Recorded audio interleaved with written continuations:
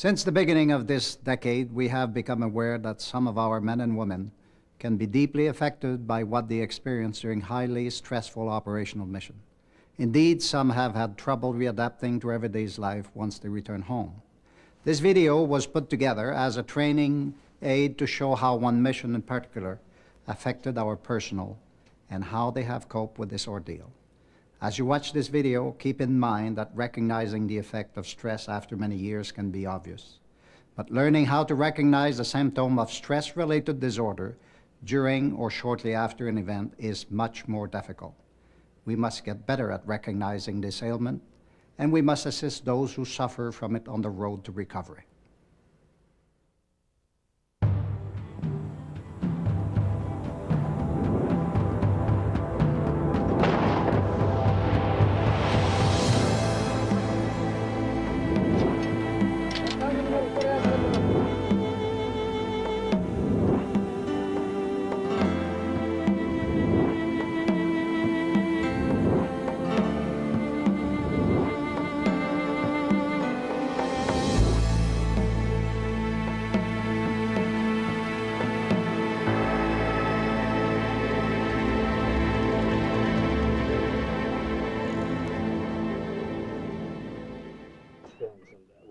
Civil war erupted today in the African state of Rwanda after a plane carrying the Rwandan president was apparently shot down in the capital of Kigali last night on its way back from peace negotiations in Tanzania. This attack triggered Hutu extremists to begin systematic massacres of the Tutsi minority in Rwanda and of moderate Hutu sympathizers. It's estimated that thousands have already been butchered in their homes, churches, and in the streets. United Nations peacekeeping forces already in Rwanda under the command of Canadian General Romeo Dallaire are helpless to intervene in the massacres. Their current mandate permits self-defense, but does not allow them to engage either the Hutu government forces, known as the RGF, or the Tutsi rebels, fighting as the Rwandan Patriotic Front. All the UN soldiers can do is watch. Maybe I'll have a chance to tell the story of witnessing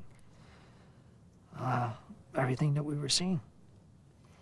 And so I think that became a bit of a vocation, you know, that we were literally witnessing the mass slaughter of human beings, and that would become in itself a mandate for us. Within weeks of the plane crash in April 1994, most of the 2,500 soldiers who were serving in the UN forces in Rwanda pulled out, leaving just a few hundred to keep the headquarters in Kigali functioning.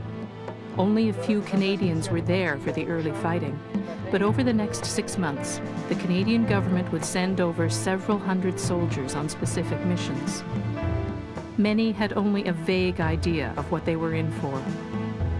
Learning to deal with the horrors of life on the ground in Rwanda, training themselves to expect the unexpected, coping with the bloody chaos that surrounded them at each moment would take its toll on every single soldier. These are some of their stories.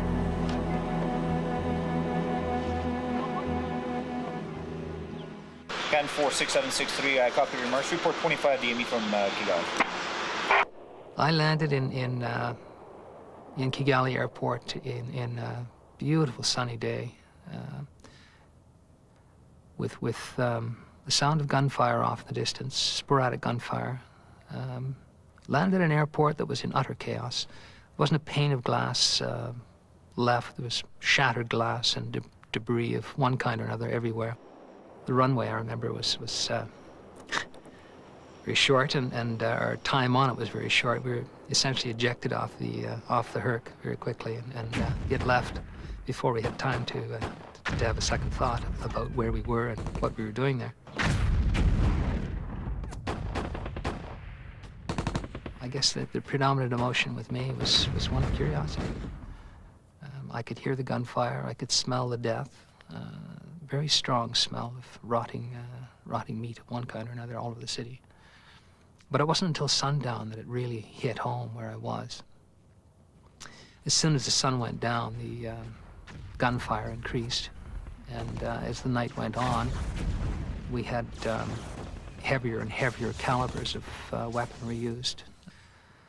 And then through the night, there were packs of dogs that started to fight over the corpses, I guess, of the previous day's killing.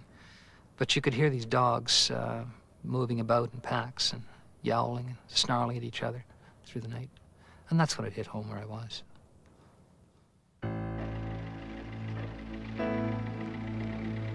As the war weeks stretched into months, the remaining UN soldiers quickly ran out of essentials and came to rely on the daily flight of a Canadian Herc for resupply.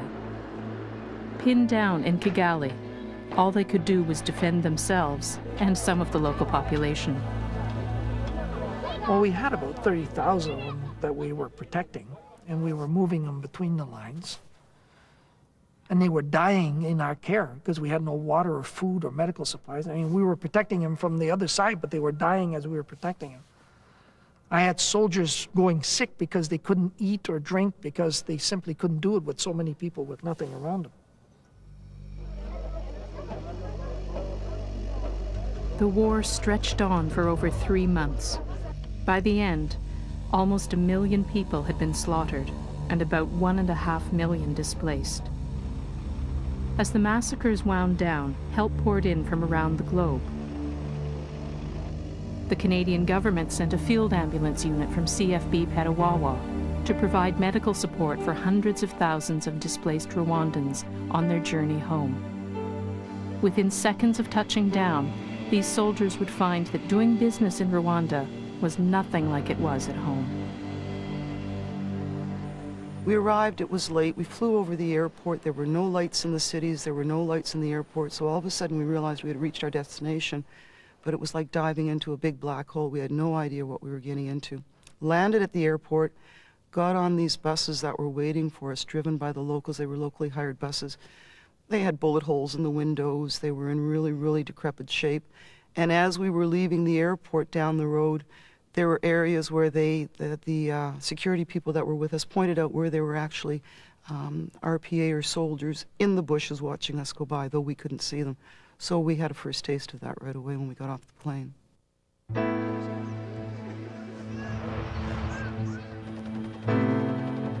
The unit set up in an abandoned milk factory, about 3.5 hours away from Kigali. They had limited security and were cut off from Kigali by dozens of checkpoints. On a routine trip to collect water one day, a small team of hospital staff, escorted by a couple of soldiers for Defense and Security, DNS, ran into a dangerous reminder of just how isolated they were. This goes back to where we weren't aware of the culture, and in Rwanda, women are not respected greatly. In our mission, a medical mission, there's a lot of females in the medical mission. We didn't really pay much attention to this fact. Things had been going fairly smoothly up to this point. We sent a female Med-A out with the debt that went out that day. And when they came back, they were visibly upset, and we had discussed with them what had happened, and a couple of the RPA had come out of the bushes while they were doing their task and offered initially a chicken for the female Med-A. And at first it was treated as a joke, but these people were very serious. And it progressed to the offer of a chicken, a cow. I'm not too sure, but the livestock value increased for this person. And our DNS guys had to step in and attempt a liaison, not necessarily a show of force, and a liaison because more and more of the RPA came out of the bushes. And it was through sheer negotiation that our people were able to get away. So when they got back into camp, we discussed it with them, and at that time we decided that we would not be sending females out on any of these missions anymore. It just became too dangerous. During the summer of 1994, the Canadian government also sent a signals regiment from CFB Kingston to set up a communications network for the growing UN force.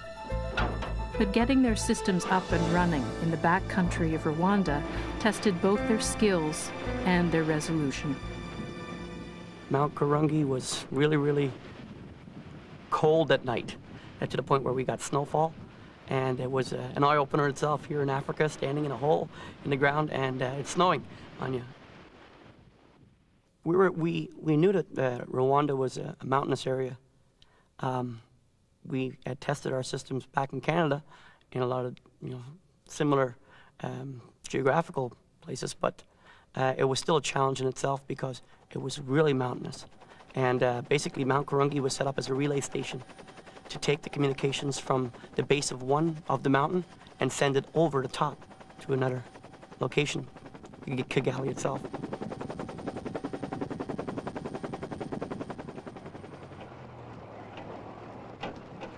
I remember one day we were up in the mountain, we were going to a place called Kubuye, and we were traveling along the mountainside, which was in itself quite an adventure because you're looking down the face of this mountain and there's no guardrails to stop you from falling over the edge.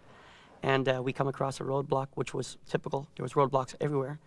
And they always asked for a cigarette. And a lot of us didn't smoke. So we were explaining to them that we don't have a cigarette to give. And I looked over my shoulder, being in the crew commander's hatch. I looked over my shoulder and I had an RPG pointed at my vehicle. And when you have a 13 or 14-year-old with an RPG pointed at you, you got to wonder, a lot of things go through your mind. Is he trained enough? Is the weapon working? Will he fire? What will cause him to fire? So there's a lot to take into consideration when you're at a roadblock. Driving alone to the airport one day, on a route he took regularly, Corporal Kazavoy spotted a group of soldiers running out to his vehicle, waving at him. Used to this signal for help, he stopped, and that's when the trouble started. So I stopped, got out of the vehicle, opened the door, and stepped out of the vehicle to see what was going on. And the moment I'd gotten out of the vehicle, one of their armored cars came and blocked the front of my vehicle, and they traversed the machine gun around, cocked it, and had it aimed at me. So I thought, okay, they don't need my help. And then a group of soldiers all came crowded up around me in the vehicle. So first thing I did was push myself back. So I'm standing in the doorway.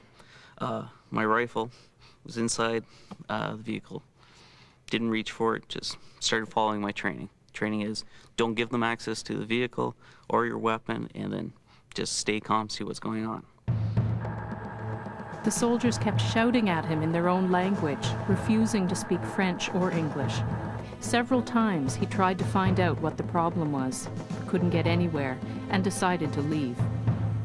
And when I said, okay, you obviously don't need me, I'm going to get in my vehicle and go, one of the soldiers cocked his AK and slammed against my forehead. So my forehead was up against the back of the vehicle, like the door frame of the vehicle, pressed against me, and I thought, okay, that's a bad idea.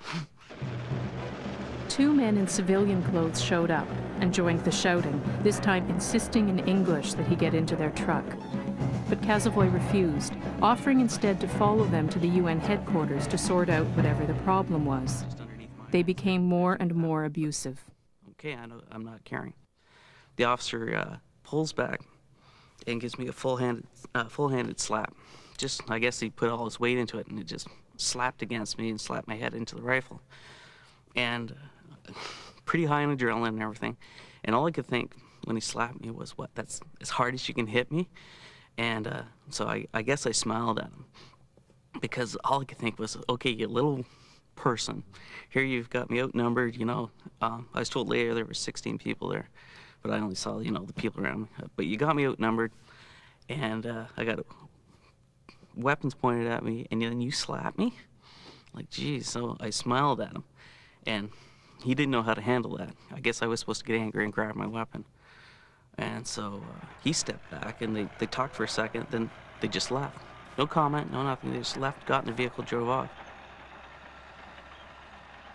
That was hard. When I got back, I had shakes real bad and couldn't function for a day. Spent a week thinking that, okay, I'd done this wrong. If I'd just done the Rambo thing and gotten my weapon, I could have blah, blah, blah, blah, saved myself, been a hero. Kazavoy beat himself up mentally about that incident for several days, until he learned that others had also been attacked and lost more than their weapons and their vehicles. To the UN soldiers in Rwanda, it seemed that driving around the country was becoming a most dangerous occupation. We'd come down a hill. We're close to an area that we thought was the site of this massacre, and saw our first 2 human beings in about 20 minutes of driving. And we pulled up to stop, to ask for directions, and just as we pulled up, the whole world opened up on us. Roughly a platoon-size hit. What saved us was the fact that we'd pulled the vehicle in under a garden wall, and between us and the people shooting was a low garden wall and a house. So we sat there watching the bullets stitch off the top of this wall just over our heads. Now, there I was, fairly new to Africa, in a state of panic anyway, before we got hit. So I sat in my seat, very excited by all this, and I kept hitting my driver, Captain Appia was his name. Kept hitting him, saying, back up, back up. Fortunately, he ignored me. And I thought maybe he'd gone catatonic on me, but no. He waited until I guess the first magazines had emptied. Then he backed up and nearly broke my neck in the process. He just floored it in reverse, right up a hill, an exposed hill, and kept going until we were over the lip of it.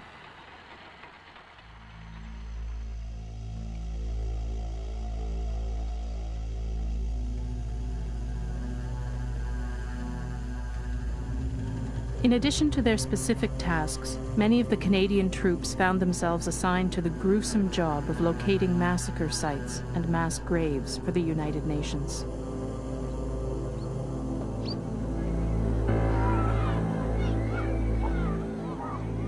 We went into a school, actually. That's where there was, they had all the children lined up. And I guess their schools were like different grades. And they had all the children lined up. And it looked like they played a game with the children.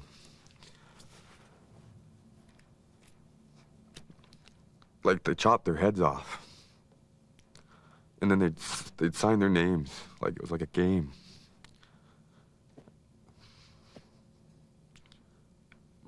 No, I'm okay. No, I'm okay. I gotta get this out.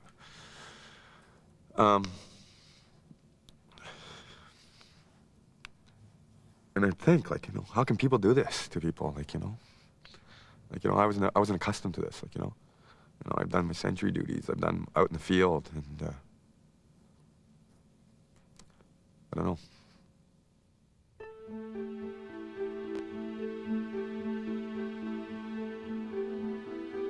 One day, after spending 7 hours looking for a specific mass grave, Corporal Kazavoy left the officer he was with for a minute or two while he went to relieve himself. So I step over a bump to get some privacy, and my foot sinks straight down. So I hear a lot of snapping like twigs and all that. And then all I could think about at the time was, God, I gotta clean the damn boots up again. So I looked down to pull my foot out, and I found that I was in the chest cavity of a body. So instead of doing the normal thing, just taking one step backwards to get out of there, I kind of leaped backwards, tripped, and rolled into the mass grave. I kind of had a freak out episode where you leap and get the hell out of there as soon as you can. So I scrambled out of there first chance I get, and I'm standing at the top, and I start yelling for the sir to come on over. I think I found what we need.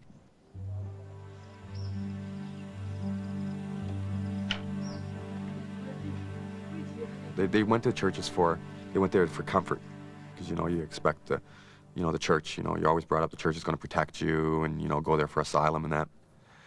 And that's where a lot of the slaughters were done. We went to church and they were just riddled with bullets.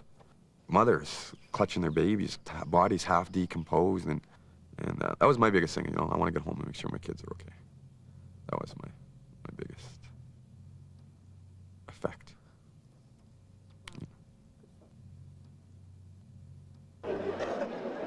UN forces in Rwanda continue to struggle this week, with hundreds of thousands of civilians displaced during the genocide who are refusing to leave refugee camps around the country.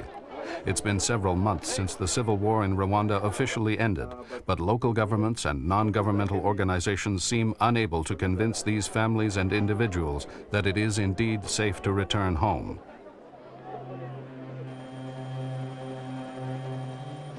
Early attempts by the UN to encourage the refugees to leave the camps were doomed to failure. Hutu militants in the camps didn't want their countrymen returning to their homelands that were now being governed by Tutsis. Inevitably, at the Kibeho camp, the situation exploded into violence, and hundreds of thousands of refugees took to the roads trying to escape. Ethnic tensions were still very high, and the refugees were attacked as they fled. Major Lancaster headed for one of the camps to try to help, but never made it. My car kept getting filled up with people who were cut off and being stoned on the road as they tried to transit villages. And I ended up near the end of the afternoon alone in this vehicle, with the vehicle already full of women and children that had been hit by incoming bricks and sticks and so on. When the head man of the group pointed the route had to go off the main road and uphill on a dirt road through a little village, my heart sank. It smelled like an ambush from half a kilometer away. And sure enough, when we got into this village, the first thing that started was the children went berserk. The village children came in running among the stragglers and hit everything that was standing up. The crowd grew closer and closer around me and started jumping on my vehicle as a way of getting away from the kids. When the village elders started to take a hand, throwing bricks and using bigger clubs, I pulled a couple of babies in off their mothers' backs to try and get them away from the bricks and to leave their mothers some sort of freedom of action. And it got worse and worse and worse, and I could see people going down in my rearview mirror, being clubbed, killed. And all of a sudden it stopped. 3 men had stepped out of the village, 3 village elders, I guess they were, with bigger clubs than everyone else, and they pushed everyone back and said, "Stop, this is not right." And there I was, wearing a blue beret, supposedly as a member of a world body with credibility and force and power and interest from the nation's people. All the best thinking in the world went into construction of the UN. And it didn't mean a damn thing at that time and place. The next day, I got up with the intention of going back down to the trouble area and found I just couldn't move. Just couldn't get myself out the door. And I realized then that I'd had it. I just could not go on.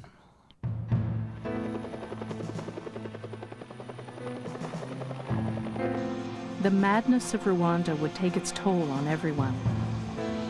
General Dallaire, who'd lived all the horrors and helplessness of the last 8 months, became terribly at risk.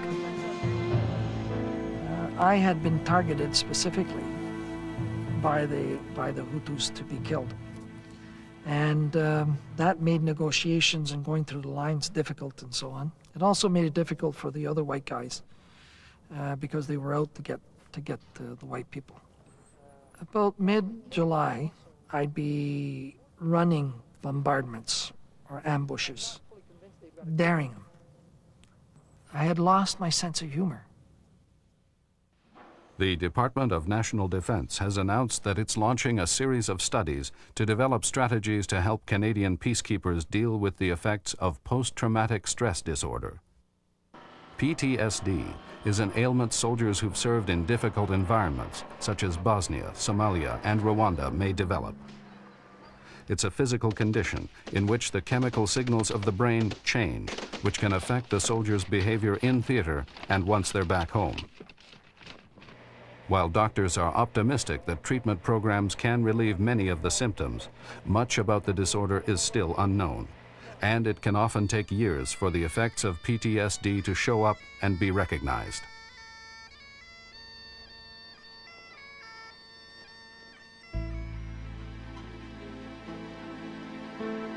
It's said that every soldier lives a different war. Certainly they each react differently to the stress and the trauma of surviving conflict. Simply talking about what they were seeing, doing, and living through in Rwanda was an effective way for many to deal with the mental strain. But if you talk about it, you just share the wealth, more or less, and you get it out of your system, and you feel a lot better. You feel like that load's taken off your chest. And talking does help, big time. And I'd find myself sitting on my bed after working all day, sitting on my bed talking to the other soldiers and just more or less probing them. And at first, some of them wouldn't open up and talk, but after they listened to our conversation, they got more into it and more into it, to where all of a sudden now they wanted to put their 5 cents in on what they saw. And it seemed to relieve them after a while, and it got them through that day anyway. It was encouraged every team after they finished their shifts. The team leader, either a nurse or the senior med-A on the team, sat down with their personnel for 20 minutes before the people were released, had them talk about what they saw, what they felt, what they thought they didn't do right or they could have done better, and just to try to get this out of the way so that it could be filed away. Not everyone had such good support. Many were left feeling alone. For them, asking for help meant being labeled as weak or cowardly, a label that could eat away at a promising military career. So they bottled up the sights, the sounds, the smells, and the pain, and locked them away. But the horror never really disappears, and months or years later, the memories bubble to the surface. Some try to cope with the trauma of their experiences by themselves. Others go for counseling. Either way, there's no guarantee of relief.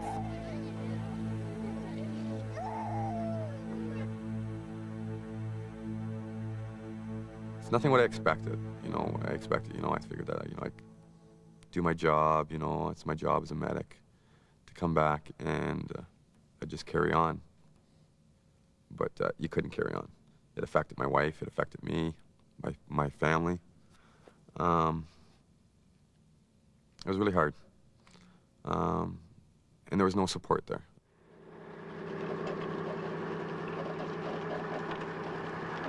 That's the worst thing, I think, of being a Canadian soldier, is that weakness is frowned upon. So the easiest thing to do is take everything, push it to the side, and pretend it was a movie. And it isn't until you get hit by smells, the smells are the worst, that'll trigger a memory. And then it's like a film starting up in your head. And either you can let it run through or you can push it back into that spot. There are foods I can't eat anymore. Grilled chicken, can't eat it. Looks like a dead body. There are vehicles that I see, like rusted vehicles. Can't go near them. Children have a hell of a time looking at little kids, especially newborns, because they were a plaything for the Hutus. They really like killing kids. Well, I have not expounded on the treetops or the houses. But I have undergone 10 months of therapy. And it didn't hit me right away. It took nearly 2 years to all of a sudden not being able to cope, not being able to hide it, not being able to forget it or to put it keep it in the drawer. And I became suicidal because there was no other solution. You couldn't live with the pain and the sounds and the smell and the sights. I couldn't sleep. I couldn't stand the loudness of silence. Sometimes I wish I'd lost a leg instead of